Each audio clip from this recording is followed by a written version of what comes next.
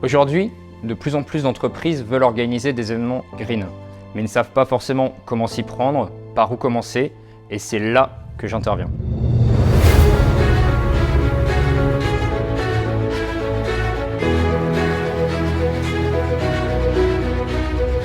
Alors pour le lancement de ce nouvel événement Activo Green, je crois que le plus important c'est d'être disruptif. Et pour être disruptif, il faut être capable, lors de la mise en place d'une scénographie, d'être en phase non seulement avec la thématique de l'événement, mais aussi avec son ADN.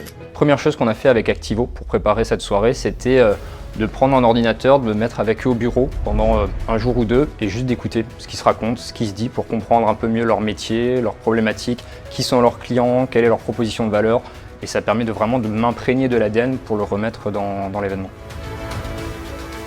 Il était évident qu'on allait faire des choses avec des produits recyclables, qu'on allait tout garder, mais le tout, qu'est-ce que ça veut dire? Et en fait, Sam a dès le départ préparé les choses en disant en fait, on garde tout. Il n'y a rien qui est jeté après l'événement.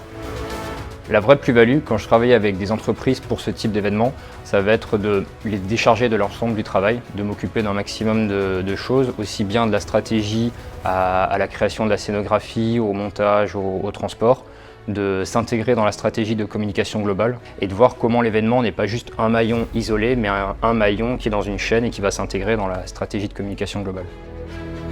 La proposition de valeur amenée par Sam, elle est en parfaite adéquation avec la mise en valeur de la marque Activo. Alors ce que j'ai préparé pour cette soirée, il y a eu la scénographie, donc le fond de scène, notamment le mur en bois, les néons LED avec le logo, les colibris, reprendre l'anecdote qui a été utilisée pour le lancement de la série d'événements.